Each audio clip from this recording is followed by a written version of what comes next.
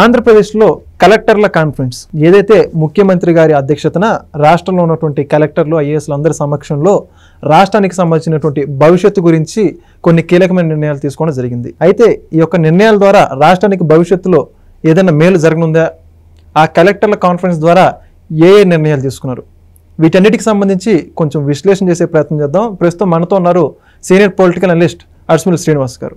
Sir నమస్కారం అండి.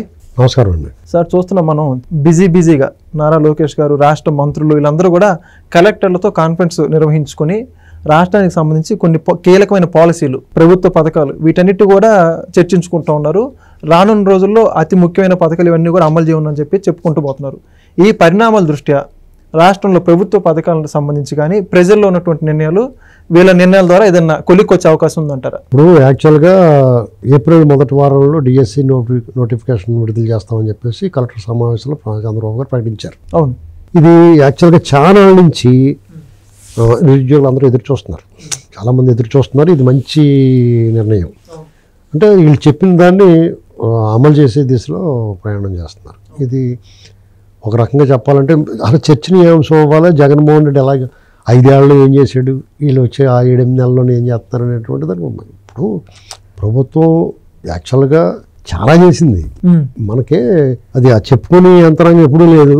ఇప్పుడు యంత్రాంగం ఉండి చెప్పుకోగలిగినా కానీ రకరకాల కారణాలతో అదంతా మరుగున పడిపోతుంది. ఇప్పటికి కూడా ఇప్పుడు కూడా పడిపోతుంది. ఇంకేంటంటే నిన్నే అసలు దాంట్లో అదే కలెక్టర్ మీటింగ్లో ఏం చెప్పాడంటే ఆయన అన్నదాత సుఖీభవ, తల్లికి వందనం పథకాల షెడ్యూల్ కూడా ప్రకటించేసాడు. మత్స్యకారులకి 20,000 కూడా.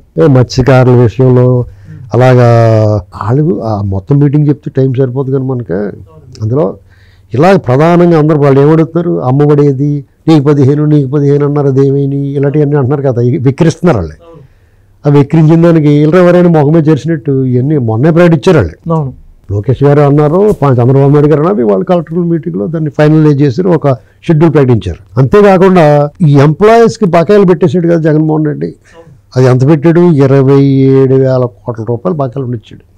5 సంవత్సరాలు డిఏలు ఏం చెల్లించలేదు అసలు. పిఎఫ్ డబ్బులు కూడా తెప్పించేయండి, లేకపోయినా వాళ్ళ దగ్గర వాళ్ళు. ఇప్పుడు ఎవరికైనా డబ్బులు ఇవ్వాల్సి ఉంటే ఆ డబ్బులు అడుగుతాను తెల్లవారు జైలు చేయడం తీసేసుకున్నాడు వాళ్ళ దగ్గర. వాళ్ళు ఏం చేయాలో తెలియదు, మరి జీతం వస్తే చాలరా బాబు అనుకున్నా చేస్తాడు. ఇప్పుడు వాళ్ళు కూడా అసలు ఈ పిత్రపోయారు. ఇప్పుడు ఇలాగని లాగేస్తుంటే ఈయన అరిసేటప్పుడు జీతం ఇస్తాం అనేసాడు. 2 నెలలు 3 నెలలు ఇవ్వకపోతే ఇద్దరు బాబు జీతం ఇవ్వట్లేదు, జీతం వస్తే చాలే, సరే మా జీతం వస్తే చాలులే అనుకున్నాడు. జీతం వచ్చిన తర్వాత అది 20వ తారీఖు 15వ తారీఖు ఇలా చేస్తుంటే 1వ తారీఖుని జీతం వస్తే చాలరా బాబు మాకు ఇంకేమొద్దు అన్న స్టేజ్కి తీసుకొచ్చాడు. అంటే అదేదో చాలామంది అంటారంటే అది చాలా పెద్ద మేనేజ్మెంట్, అది అదుపులో పెట్టుకోవడం పెద్ద వీరుడు సూర్యుడు అంటారు. కాదు, దోలు తీరిపోద్ది. తాత్కాలికంగా ఒక బలహీనుడు బలవంతుడు ముందు తల ఉంచుకున్న నిస్సహాయతతోటి ఎదిరించలేకపోయినా యుద్ధం చేయలేకపోయినా ఆడిదైన రోజుని కాళ్ళు నరికేస్తాడు, పొప్పు కూలిపోవలసింది అవడం. అదే జరిగింది అతను. వీళ్ళు ఎంత బలం ఉందని మాకు వీళ్ళు విరవేయట్లేదు. ప్రతి చిన్న పిల్లవాడికి ఎలాంటి సోషల్ మీడియాలో వచ్చిన కామెంట్ కూడా సమాధానం చెప్తున్నారు, స్పందిస్తున్నారు, ఎవరికైనా సహాయం చేయాలంటే చేస్తున్నారు. అంతవరకు డెఫినెట్గా అభినందించి తీరాలి. మనం మంచి చెడు చెప్పుకోవాలి. డెఫినెట్గా లేదు, చెడు చేస్తే ఏమీ మొహమాట లేకుండా చెప్పచ్చు, తప్పే ఉంది. వాళ్ళు చెడు చెప్తే కూడా దాన్ని రిసీవ్ చేసుకునే యంత్రాంగం ఉంది వాళ్ళకి. తాత్కాలికంగా చిన్న వాదోపవాదాలు ఉంటాయి, అది ఎవరితోటి కాదు, వాళ్ళు అనుకుంటున్నారు. అది పెద్ద విషయం కాదు. ఇక్కడ వివేకా గారు హత్య కేసు పిఏ కృష్ణారెడ్డి బొమ్మ ఉంది కదా, పిఏ కృష్ణారెడ్డి కేసు పెట్టాడు. ఎవరి మీద, వాళ్ళ కూతురి మీద, అల్లుండి మీద, రామ్ సింగ్ ఇలాంటి వాళ్ళందరి మీద, సిబిఐ అధికారుల మీద. ఆ సిబిఐ రామ్ సింగ్ గారు ఏం చేయడంటే వీళ్ళందరూ దూల తీర్చి సైలెంట్గా మొత్తం బొమ్మలాగేసాడు. అప్పుడు మహంతి గారిని ఒక ఆయన ఉండేవాడు కుర్రాడు, వాళ్ళ నాన్నగారు కూడా పోలీస్ ఆఫీసరే, ఆయన రిటైర్ అయిపోయింది. బాబాయ్ మా ఊడిని అక్కడ వద్దండి బాబా దొంగల దగ్గర అని చెప్పి తీసుకెళ్ళిపోయాడు. బతిమాలుకుని ఫస్ట్ ఆఫ్ ఇట్స్ కైండ్ డిపార్ట్మెంట్లో ఒక ఐపీఎస్ అధికారి, మాజీ ఐపీఎస్, ఒక ప్రజెంట్ ఐపీఎస్ని ఇలాంటి దుర్మార్గులు, అరాచకవాదులు, పిశాచుల మధ్య మా కూడా వద్దండి బాబు, ఏదో రకంగా ట్రాన్స్ఫర్ చేయండి అని చెప్పి అతను కూడా బతిమాలకు పట్టుకెళ్ళి తెలంగాణకి వెళ్ళిపోయారు. ఇప్పుడు మళ్ళీ కొంచెం రామరాజ్యం వచ్చింది అనుకున్నారు, ఏటో మరి ఇప్పుడు ఇక్కడ తెచ్చుకుంటున్నారు వాళ్ళు. ఆయన సిన్సియర్ ఆఫీసర్లు వాళ్ళ నాన్నగారు కానీ ఇప్పుడు పిల్లవాడు కానీ. ఇలాంటి పరిస్థితుల్లో ఆ రామ్ సింగ్ని కేసు పెట్టేశారు వాళ్ళు. ఇది తోలి చేతనరా బాబు మనకండి. ఆయన ఎస్పీ, రామ్ సింగ్ గారు DSP, SP. CBI SP CBI అవును. అందరూ వీళ్ళు బూట్లేకి వాళ్ళు ఉంటారు కదా, తోలు తీసేస్తారు వాళ్ళు. ఆయన ఈ కేసుని ఒక కొలిక్కి తెచ్చాడు, దస్తగిరి చేత వాంగ్మూలం ఇప్పించేశాడు, అణువు అంగులు పరిశోధించాడు. ముందు ఈ కేసు దీన్ని ఎలా జరిగింది అనేటువంటిది అతను చూసుకున్నాడు, దాన్ని ఒక అర్థం ఆకలింపు చేసుకున్నాడు. తర్వాత దాన్ని రీకన్స్ట్రక్ట్ చేసి దాన్ని ఎవిడెన్స్ కలెక్ట్ చేశాడు. ఆ కదిరిలో గొడవలు తేవడం దగ్గర ఎక్కడ దాచారు ఏటో మొత్తం లాగేసాడు. బ్రేవ్, వెరీ బ్రేవ్, ఇంటెలిజెంట్ అతను. ఇంక వీళ్ళు తట్టుకోలే, ఇంకా ఆఖరికే అరెస్ట్ దాకా తీసుకెళ్ళాడు. ఇంక ఎవడు కాపాడలేకపోతున్నాడు. విశ్వప్రయత్నం చేసాడు, కాపాడే వాళ్ళు ఉన్నారు అతన్ని. ఈ దొంగల ముఠాన్ని కాపాడే వాళ్ళు ఉన్నారు, అప్పుడు బాగా ఉన్నారు గట్టిగా. అంతేకాకుండా జడ్జీలు ఇంట్లో డబ్బులు కట్టి దొరికేస్తున్నాయి కదా, అలాంటివి కూడా ఉంటాయి కొన్ని. ఇలాంటివి ఎన్నాటి నుంచి వాడు సేవ్ అవుతుండే. ఇంకా వాళ్ళు ఎవ్వడో కూడా మా వల్ల కాదండి, ఇంక మేము ఎన్నాళ్ళు కాపలా కాసాం కానీ ఇంక మాకు కుదరదని చెప్పేశారు అందరూ. అప్పుడు ఇంకా అరెస్ట్కి వెళ్ళిపోతే ఇంకా ఆఖరాస్తం ప్రయోగించాడు. వారు మనం దొమ్మి కేసులు పెట్టాలి అబ్బాయి, మన వాళ్ళు అందరూ అడ్డం తిరిగిపోండి అన్నట్టుగా. అక్కడ 50 మంది కూడా లేరు, ఈ పంచులు కట్టుకున్న వాళ్ళు. ఏంటండి పోలీసు వాళ్ళకి చేతులు ఎత్తేసారు, మేము ఏం చేయలేమండి అని. పాపం తిరిగి ఇనిమే కేసులు పెట్టారు. ఇనిమే దురుసుగా వ్యవహరించాడు అవినాష్ రెడ్డి. కోర్టు దగ్గర కూడా చాలా దురుసుగా వ్యవహరించాడు. ఇలాంటి పరిస్థితుల్లో దాన్ని ఇప్పుడు ఢిల్లీలో కర్త కర్మ క్రియ ఇతనైనటువంటిది ఒక ఎస్టాబ్లిష్ అయిపోతుంది. బెయిల్ కూడా రద్దు అయిపోతుంది. ఓకే, బులావ్ అంటారు కూడా అన్నది. అప్పుడు రామ్ సింగ్ మళ్ళీ మీసాలు, ఇప్పుడు మీసాలు లేవనుకో అతనికి, నార్తలు సాధారణ మీసాలు ఉండవు, మళ్ళీ పెట్టుడు మీసాలన్నీ పెట్టుకుని వచ్చి అడిపించాలండి. ఏంటండి చూస్తే గజగజ వణికేస్తాడు. ఏంట్రా మీ ఊరు వస్తానని ఏమన్నా నువ్వు అని పిడి మళ్ళీ లాగల, మళ్ళీ ఏమైనా బట్టలు సర్దేసి కూర్చోబెట్టాలి. ఏంటండి అప్పుడు కానీ దారిలోకి రాళ్ళు. అదొకటి. అంటే ఇవన్నీ ఎలాంటి వార్తలు ఇప్పుడు నేను చెప్పిన ఎంత వినటానికి బాగుంది కదా. సగటు తెలుగుదేశం వాడికి కానీ, సగటు తెలుగు వాడికి కానీ, అంటే పార్టీ అభిమానాలు కులాల ప్రాంతాలు ఉన్నవాడు కాదు, సగటు మనిషికి, సామాన్యులందరికీ కూడా పాజిటివ్ న్యూసే కదా ఇదంతా. ఇంతేకాకుండా ఇక చిన్న రోడ్లు, రైల్వే బ్రిడ్జ్లు అనేటివన్నీ ఇంకా రోజు ఇక్కడ ఇవన్నీ పక్కన పెట్టి తర్వాత ఇంకోటి పెద్దది ఏంటంటే 50,000 మందికి స్కిల్ దాంట్లో నైపుణ్య శిక్షణకు సంబంధించి పుస్కో ఏదో వచ్చింది కదా కంపెనీ, సిస్కో వాళ్ళతో ఒక ఒప్పందం జరిగింది. వాళ్ళతో పాటు మధ్యలోని తెల్ల బొల్లులు, సూపులేట్ గడి బొల్లులు ఉంటాయి కదా, తెల్ల బొల్లులు లాంటి. ఇప్పుడు చూపులేట్ల దగ్గర బొల్లులు తిరుగుతాయి తెలుసు నీకు, చూసావు? సున్నం వేసిన గోడల మీద చూపులేట్లు ఉంటాయి కదా, అందులో బొల్లులు తిరుగుతూ ఉంటాయి.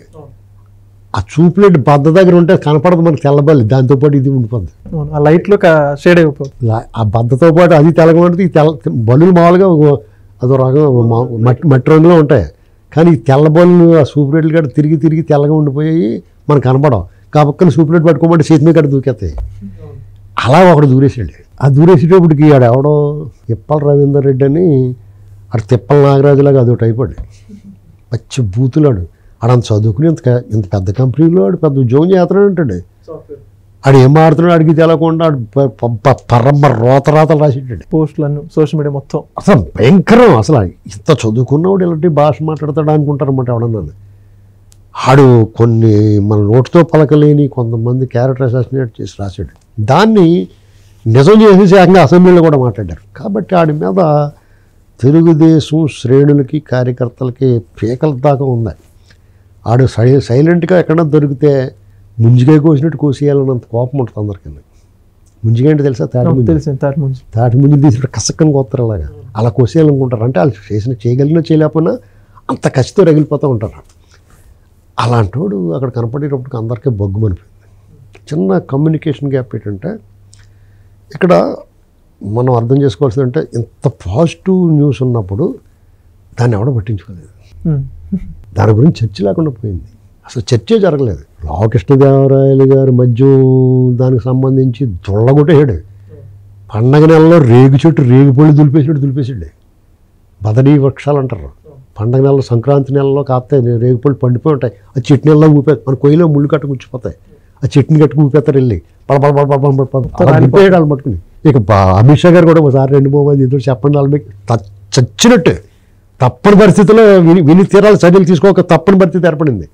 అది ఎంత మంచి వార్త అండి. ఇంకో పక్కన ఈ అవినాష్ రెడ్డి కర్త కర్మ క్రియ ఇతను కూడా ఎత్తుకెళ్ళిపోయినరా బాబు, కొంచెం పొడుగుగా ఉన్న లారీ పట్టుకెళ్ళంటారా బాబు అంటున్నారు. అని పడుకోబెట్టేసి పెట్టుకెళ్తానికి. అది కాకుండా డిఎస్సి నోటిఫికేషన్, అన్నదాత సుఖీభవ, తల్లికి వందనం, ఆ బిడ్జీలు, వీళ్ళకు ఉద్యోగులకి బకాయిలు విడుదల, అసలు ఎలాంటి ఊరెత్తిపోవాలి సోషల్ మీడియా. ఇంకోటి పేదలకు సంబంధించి వాళ్ళని ధనవంతులు చేసే P4 కార్యక్రమం అది చెప్తాడు కానీ చాలా మందికి అర్థమవుతుంది. మంచి ప్రోగ్రామ్ అది. క్లాసులు పెట్టాలి ప్రతిరోజు. సినిమా చిన్న సినిమాలు తీసి వదలాలి, షార్ట్ ఫిల్మ్స్, అర్థం అవ్వాలంటే షార్ట్ ఫిల్మ్ నిజంగా అర్థం అవ్వాలంటే యూట్యూబ్లో వదలాలి అది. ఇలాంటి మంచి వైబ్ ఉన్న టైంలో ఈ ఉప్పాల రాజేంద్రరెడ్డి అవాళా పెంట చేసాడు. ఆడి పేరు వింటేనో కనపడితేనో మళ్ళీ ఇప్పుడు పెంట. నేనేమనుకుంటున్నానంటే అతను చూసి రియాక్ట్ అయిన వాళ్ళదే తప్పు కాదు. అరే బాబు అలా వద్దురా బాబు అని అంత ఘోరంగా మీరు చేయకుండా అన్న వాళ్ళది కూడా తప్పు కాదు. రెండు వైపులుగా విడిపోయారు ఇది. వాళ్ళు చంద్రబాబు నాయుడు గారు అంటే పిచ్చి అభిమానులు, వీళ్ళు చంద్రబాబు నాయుడు గారు అంటే పిచ్చి అభిమానులు. ఒకళ్ళు దూషించుకుంటా నువ్వు పేటీఎం అంటే అదే, నువ్వు జీతగాడు అంటే అది, ఆ టైపు తగదు. మనం ఇది ఇప్పుడు నీళ్ళ మాడితే అప్పబావ అంటారు. అప్పబావ కాదు ఇది. మాలాంటి వాళ్ళు మాట్లాడాల్సింది ఏంటంటే కొన్ని విషయాల్లో నిజంగా మన కోపం, నాకు కూడా కోపం అవుతుంది కొన్నిసార్లు. ఎందుకు వదిలేయారంటాం. ఆ సమయంలో పాటించి ఇప్పుడు నేను అంటే ఇప్పుడు నీకు నాకు పరిచయం ఉందా, నేను ఏదైనా మాట అనాల్సి వచ్చినప్పుడు నువ్వు నేను నాలుగు స్నేహంగా ఉన్నాం. స్నేహం అంటే ప్రతిరోజు భుజమే చేసుకుని సినిమాకి వెళ్తేనే స్నేహం కాదు. ఒకరికొకరు పరిచయం ఉండి ఒకళ్ళొకరు చూసుకోకపోయినా మా సామాజిక మాధ్యమాల్లో నిత్యం స్నేహంగానే ఉన్నట్టు లెక్క. కలిసిమెలిసి ఒకళ్ళు భావాలు ఒకళ్ళు షేర్ చేసుకుంటున్నప్పుడు, లైక్ మైండెడ్ అయినప్పుడు, ఒకళ్ళ అభిప్రాయాలు ఒకరు గౌరవించుకుని దాన్ని స్మూత్గా హ్యాండిల్ చేయాలి. అలాగే వ్యాఖ్యానాలు చేసేవాళ్ళు కూడా హార్ష్గా చేయకుండా ఉంటే మంచిది. ఎందుకంటే రేపు పొద్దున్న వెనక్కి తీసుకోవాలంటే కష్టం. అదే నడితే చంద్రబాబు గారిని సూపర్ అనలేవు, నువ్వు అంటే గిల్టీ ఫీల్ అవుతావు. కానీ నీకు మీ మనసు నిండా చంద్రబాబు గారు ఉంటాడు. మీ అభిమానం లేకపోతే వీళ్ళు బాగా పాడైపోతున్నారు, సంతోషం ఉంటుంది నీకు. కానీ అభిమానం ఉండబట్టే నువ్వు మాట్లాడుతున్నావు. నాలటోడు దాన్ని యాక్సెప్ట్ చేస్తారా. నీలాగే ఇంకో పిచ్చి అభిమానం ఉన్నవాడి కోపం వస్తుంది. అర్థమైందా? అందుచేత దాన్ని ఎంత మంచి 7-8 పాజిటివ్ న్యూస్లు ఉండగా ఈ ఒక్క న్యూస్ చుట్టూరు తిరిగి మన సోషల్ మీడియా అంతా స్మెల్ వచ్చేలా చేసుకున్నారు. నేను ఎవరి తప్పు ఎవరి ఒప్పు నేను జడ్జిని కాదు, జడ్జి చేయను. ఇద్దరన్నా కావాల్సిన వాళ్ళే, అటు ఇటు ఉన్నవాళ్ళు కూడా. వాళ్ళు ఎవరు పరాయి వాళ్ళు ఏం కాదు. నాకు కావాల్సిన వాళ్ళు అంటే నా స్నేహితులు, అంటే నేను నా పార్టీకి కావాల్సిన వాళ్ళని కాదు. అందులో మామూలుగా ఒకళ్ళొకరు చంపేసుకుందాం అనుకునే వాళ్ళు ఉన్నా సరే నాకు స్నేహితులుగానే ఉంటారు అటు ఇటుని. నాకు ఎవరితో గొడవలు ఉంటాయి. కాబట్టి నేను చెప్పేది అంటే కొంచెం సమయం పాటిస్తే మంచిదని నా అభిప్రాయం. అంతే మీ ఇష్టం. మనం ఎలా చెయ్యి అని చెప్పేసి నేను పెదరాయిళ్ళకి తీర్పులు కట్టేవారు. నేను అలాగే ఇస్తే మళ్ళీ నన్ను ఏదో అంటారు, ఎందుకు వచ్చిన గొడవ అనుకుని మనం సైలెంట్గా ఉంటాం. కానీ అంచేత ఎక్కువ పాజిటివ్కి తక్కువ నెగిటివ్కి ఛాన్స్ ఇవ్వాలి. చాలా చక్కగా చెప్పారు సార్. నిజంగా మిమ్మల్ని మీ మాటలు కూడా ఆదర్శంగా తీసుకోవాలని కోరుకుందాం. Thank you sir. Please subscribe to Leo news for more videos.